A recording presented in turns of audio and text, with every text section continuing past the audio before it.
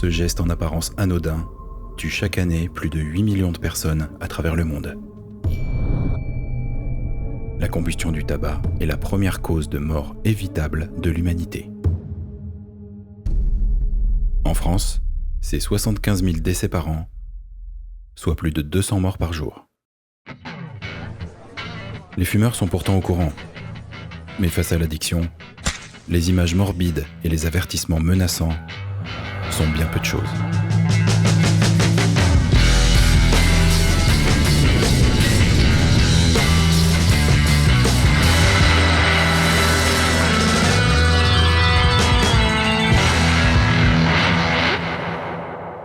En Europe, en dépit des mesures en place, la prévalence tabagique reste très élevée. Pourtant, une exception existe. La Suède. Avec 10 millions d'âmes, la Suède enregistre le taux record de 5% de fumeurs seulement, atteignant avec 17 ans d'avance l'objectif fixé par l'Union européenne aux États membres. Poussés par la curiosité, nous nous sommes rendus à Stockholm, ainsi qu'à Bruxelles au Parlement européen, à la rencontre de professionnels, de médecins et passionnés, pour essayer de décrypter les raisons d'une telle réussite. Responsable tout désigné, le snus, une méthode ancestrale qui permet l'absorption de la nicotine sans combustion. Autorisé en Suède mais interdit dans le reste de l'Europe et méconnu, nous avons voulu mieux comprendre ce produit intimement lié à l'histoire de ce pays. Mais commençons par le commencement. Le snus, c'est quoi? Et comment est-il apparu? We don't know how it started, actually. We know it came from France originally, and then you had it up your nose, and it was a dry product with ground tobacco. Somewhere in the beginning of the 19th century or even before that, Swedish farmers learned how to mix tobacco with water and salt and put it under your lip. And that, in brief, became popular among people in the working class or in like the middle class, working class. Because you cannot smoke a cigar or a pipe when you're out on the farm working with both your hands, or if you're a sailor or a railroad worker or anything like that. So if you need both your hands and have to work with your body, you can still use snus all day long. A big tobacco company, by that time owned by the government, produced these products and every other tobacco product in Sweden. So it became kind of a sanctionized way to use tobacco. Long story short, that company became Swedish Match, which was the biggest snus producer in Sweden. À la fin de la Seconde Guerre mondiale, l'arrivée des cigarettes américaines en Europe et sur le territoire suédois a bien failli faire disparaître le snus, tombé en désuétude. Mais en 1950, une étude publiée par Richard Doll et Austin Bradford Hill prouve la connexion entre tabagisme et cancer du poumon. Scientists realized there was a connection between smoking and lung cancer rate. So what is it with cigarettes that makes your lung go bad? So instead of having the loose snus, they invented a small pouch which you could put on your lip. And it was cleaner, you didn't have to get dirty hands, but it worked basically the same way, but more convenient. So at the same time, people realized that smoking is bad for your health, but there was also a new option for people who still wanted tobacco, to use that in a less harmful way. So this went on until, just like 10 years ago, maybe, when a new product entered the market that derived from snus, the nicotine pouch, which is basically the same as snus, excluding the tobacco part. And it was invented by a guy working within the pharmaceutical industry called Carl Fagerström. I have been treating smokers for all my active life, and I've seen that some have very profound difficulties to stop. Some may never be able to stop, actually. You have to minimize the harmful effect as much as you can. And that's why I got interested in the non-tobacco nicotine pouches. What he did, he basically took the nicotine used in nicotine gum, nicotine patches, adapted it to the way we use nicotine in Sweden in the form of a snus-like pouch. If we go back to the time when the government had a monopoly on the tobacco production, I think it was 8 different types of snus that you could buy, but today we have several hundred. So when the new products like white snus and heats are coming in a very large scale, then everybody know what it is because we have had snus for so many years before. And it's rather easy to switch to it. When the internal market was to be created in the beginning of the 90s, there was a difficult problem with snus because the United Kingdom had banned snus at that time. And then you have to harmonize the rules for all of Europe, and Sweden was not a member country by then, so nobody cared. Most countries didn't want to put a new tobacco product on the streets. The Swedish politicians at that time, and also the people from the European Union, realized that if snus was going to be banned when Sweden became a member of the European Union, and there were already promised to be a referendum. And the result of the referendum would have been no to European Union. The government did fight for the snus when we entered the EU. And that has been happening regardless of which party is in charge. Why should Brussels take away something that you had for centuries? That was something we couldn't accept as Swedes. It was already out. It was already in use, and they couldn't prove that it was more harmful than cigarettes, so that's why it got pushed back. There have then been a tremendous job negotiating for entering EU and keeping Swedish Match products still in Sweden. Sweden is an exemption. I mean, snus is banned in the European Union. It's allowed in Sweden, which means that the politicians know there is a risk of increased illicit trade or smuggling. All the countries are neighboring, so the products will still go over the market. So the thing is, like when you do this hard prohibition, it will just be on legal products instead. If you just look at our neighboring country of Finland, which has a ban on snus, you can't basically sell it there. However, there are huge shops along the border where the people from Finland go over to buy the snus and then they return. So quite high percentage of the Finnish population as well use snus, even though it's banned basically to sell. And then you can see like Denmark also have the same rules as Finland, of course, and there are a lot of people smoking instead. So you can see the difference that we have a much lower because we have the tradition of having the snus and not the EU law. It's not a good idea to believe that only regulation and taxation can solve this problem. Without options for the consumer who enjoys nicotine and is an adult and can make their own decision, you will fail with your policy. Old pride, you might not like to, approve snus for the entire European Union. But when you have a new product, which you know is better, why ban it? La raison souvent avancée pour l'interdiction des produits alternatifs contenant de la nicotine, y compris le snus, est l'effet passerelle. Selon cette théorie, ces produits facilitent l'entrée de non-fumeurs dans le tabagisme. Mais qu'en est-il vraiment?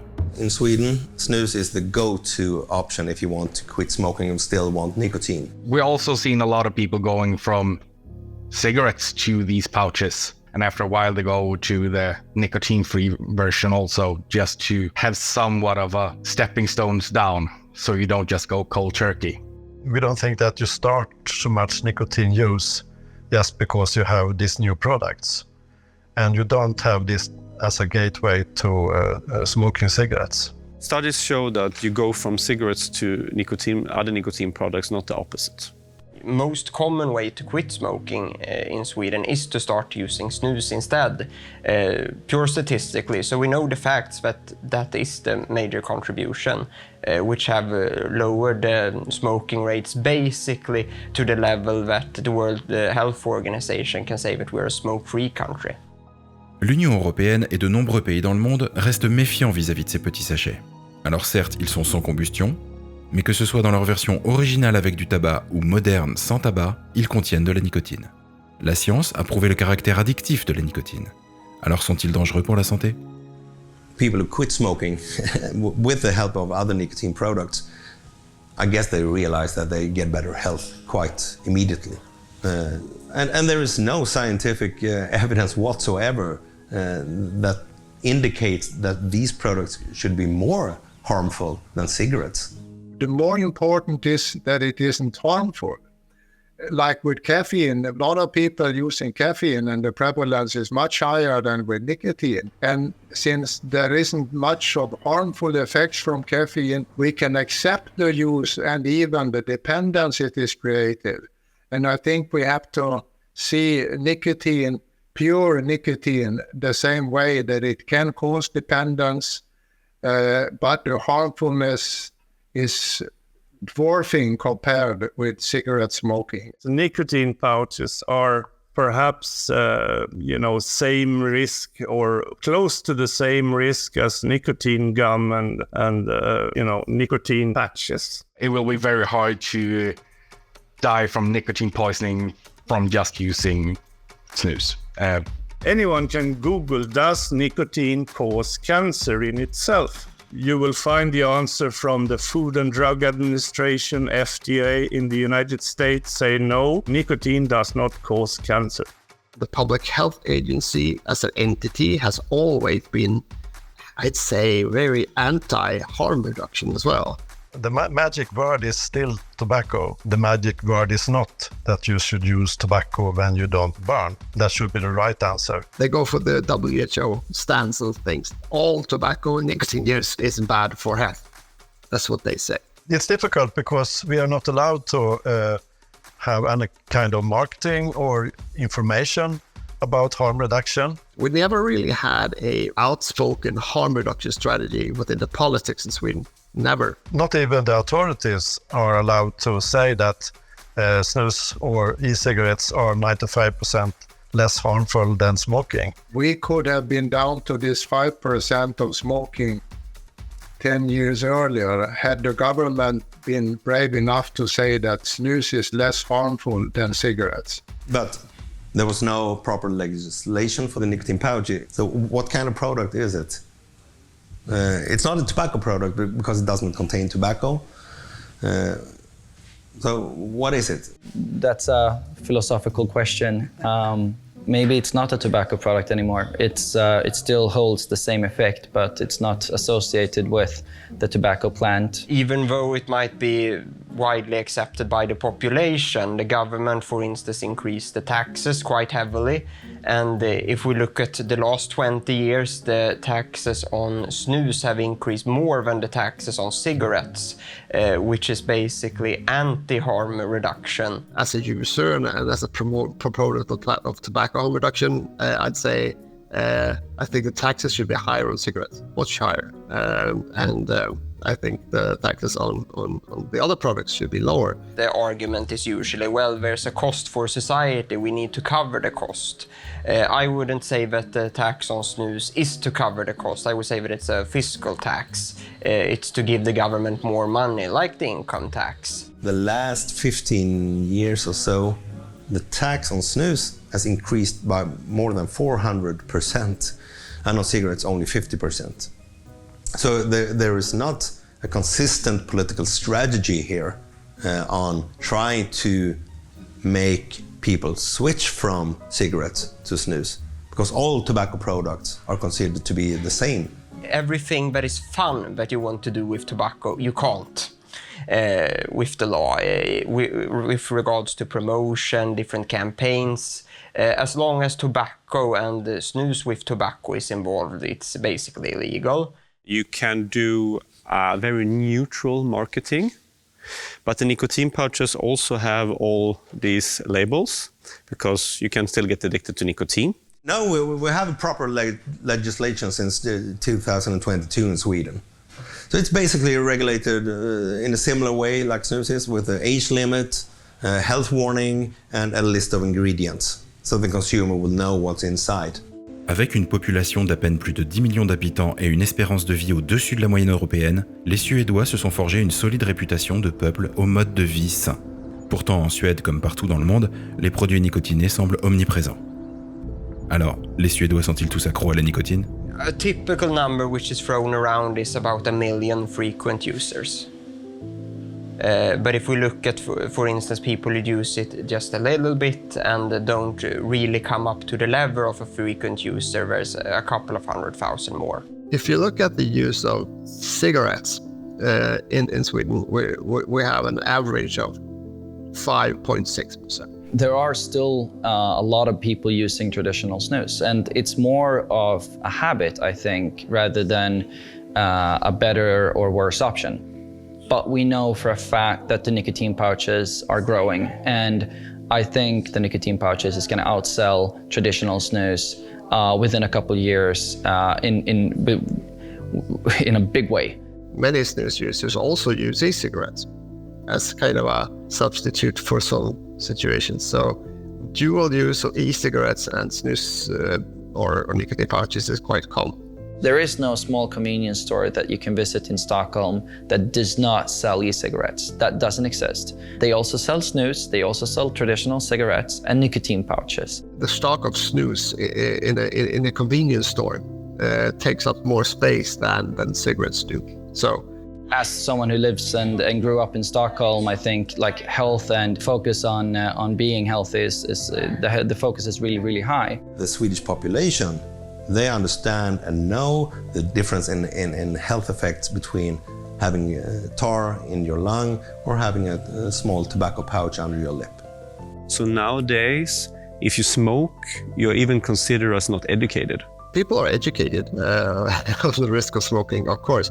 You can actually get so much variety from it, and you can pick and choose your own nicotine strengths in a very flexible way. So it's just very, very easy, I think, and it's available everywhere.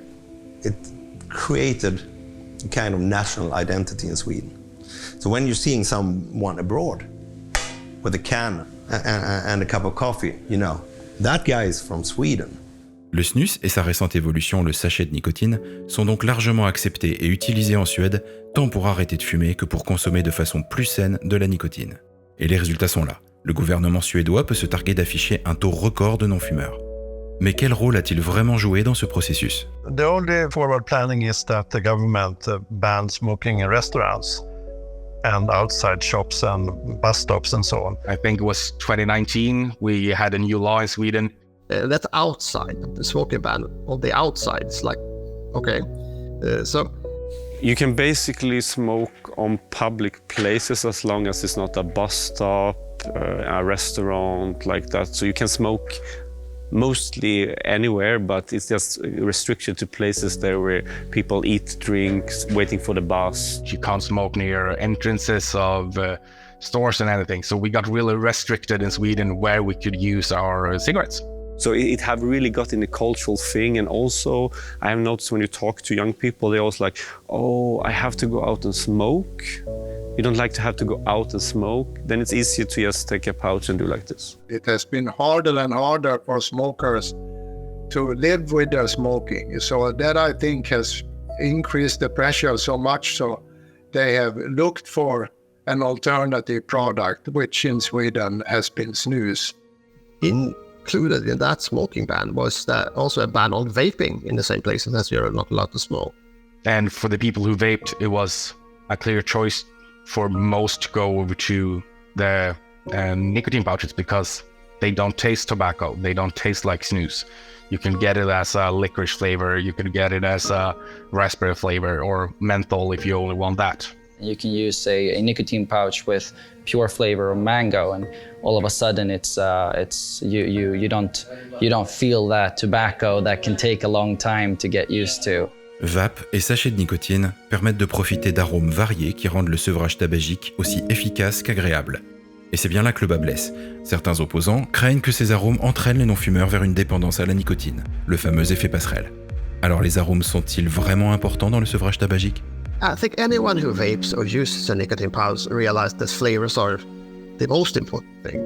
I'm enjoying nicotine pouches while we are speaking. Flavors are equally important for snus, nicotine pouches, e-cigarettes. Last year, we had a huge battle in Sweden regarding a flavor ban on e-cigarettes. When the flavor ban for e-cigarettes were enacted, I think the general idea was that this is one step too far.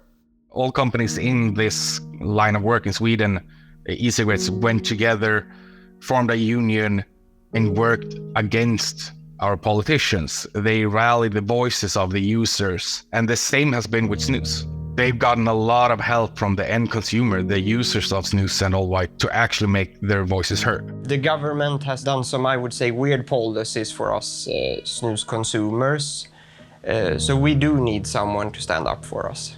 Politicians still say that they want to protect the children, but only by different kind of measures that affect everybody, even the grown-ups. We're trying to limit the number of young people using these products the best way possible without breaking the product's function. And part of banning flavors is breaking the product's function. If you try to have a flavor ban, it will affect any Swedish person above 18 who cannot find their favorite flavor anymore. People are voting with the wallet, so to speak. 85% of the sales of e-liquid are anything else but the so-called tobacco flavor, which is a flavoring in its own. The sheer volume of users stops the government from making rash decisions. But it came down to that they voted no in Sweden. We did not get a flavor ban on e-cigarettes. So yeah, that's how you kind of pinpoint the importance of flavors. It's democracy at its finest. The people are making their voices heard and the government is listening, thankfully. There you can see the impact of consumer choice, where we actually choose what we like. Then things start working right.